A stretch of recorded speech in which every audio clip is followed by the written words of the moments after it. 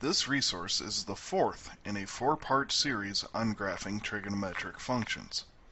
Part 1 looks at the graphs for the two fundamental trigonometric functions, sine and cosine. Part 2 considers the various features of the sine and cosine graphs. These features are defined, and methods for finding each are presented with an example. Part 3 suggests using the features of the general sine or cosine as stepping stones for graphing a general trigonometric function. Part 4 looks at the graphs of the other four trigonometric functions formed from ratios involving sine and or cosine.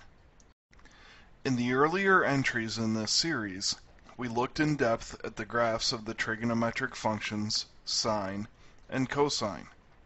But what about the other trig functions, tangent, cotangent, secant, and cosecant? What do their graphs look like? To answer this question, we first must realize that these other functions can all be expressed as ratios involving sine and or cosine. Tangent is sine over cosine. Cotangent is cosine over sine. Secant is 1 over cosine. Cosecant is 1 over sine. Because each of these functions can be thought of as ratios, the defining feature of their graphs is the asymptote, or where the denominator is equal to 0. To build the graph for each of these functions, we consider a table of carefully selected x values and their corresponding y values.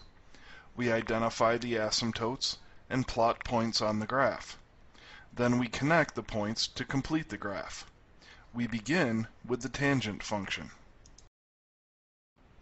If we want to graph the tangent function, we will consider the x values that are multiples of 45 degrees. Since we use radian measure when graphing, this means we will use multiples of pi over 4 radians.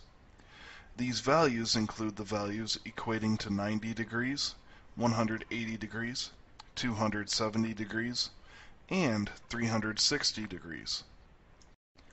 Because tangent is sine over cosine, our asymptotes are those angle measures whose cosine is 0. Therefore, we have asymptotes at pi over 2 and 3 pi over 2.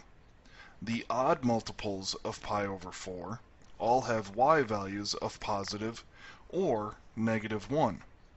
The remaining x values we chose all have y values of 0. To actually draw the graph, we start by graphing the vertical asymptotes at pi over 2 and 3 pi over 2. We plot the points from the table of values. Connect the points. The asymptotes are boundary lines. The graph may approach them, but never cross them. As we get closer to the line, the graph heads towards positive or negative infinity. Also note that in the space of 2 pi radians, we complete 2 full cycles from negative infinity to positive infinity. Now, let's look at the graph for cotangent. Cotangent is the ratio of cosine over sine. We choose to consider the same values of x as we did for tangent. However, our y values are different.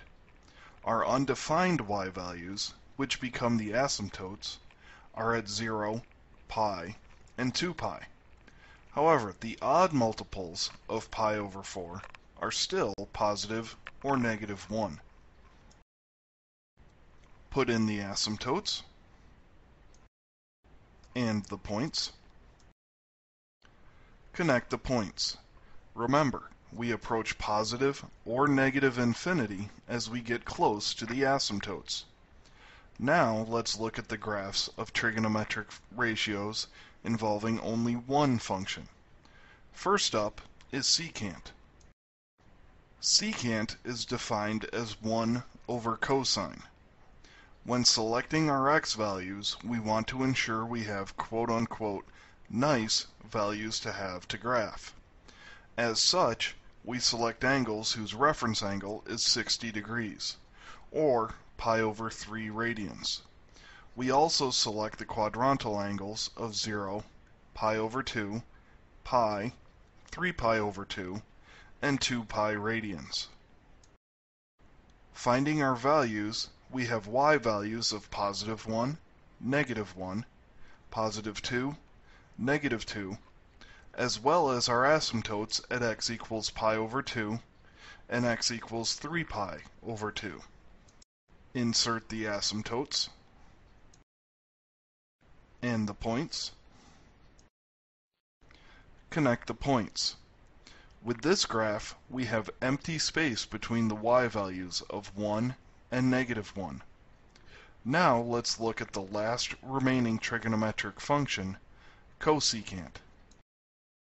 Cosecant is the ratio 1 over sine.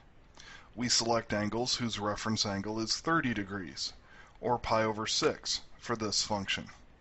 We also consider the quadrantal angles, as we did for all the other trigonometric functions.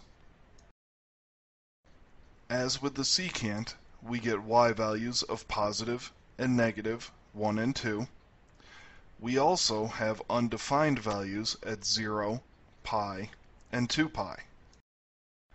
We draw in our asymptotes at those x values for which secant is undefined. Plot the points for which we have the exact coordinates. Connect the points. Make sure the graph is curved and approaches the asymptotes appropriately. We have our graph completed.